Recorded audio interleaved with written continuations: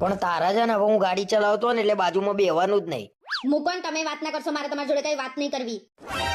અવાજ પછી ગાડીમાં આવવું હોય ને તો બોલ્યા વગર બે રહેવાનું તો જ આવવાનું. આ તો બોલવાનું હોય ને તાર બોલશે ને એમને એમ બક બક કરશે.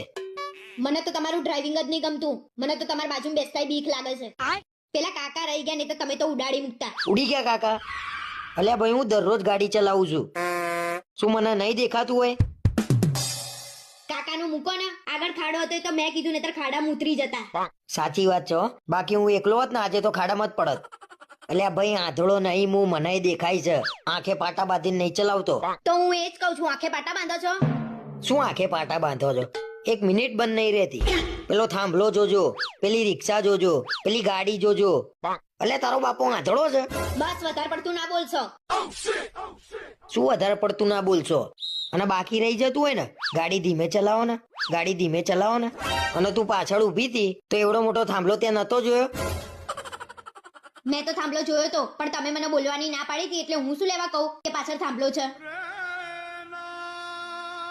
બે આવડો મોટો ગોબો પડી ગયો ગાડી પાછળ.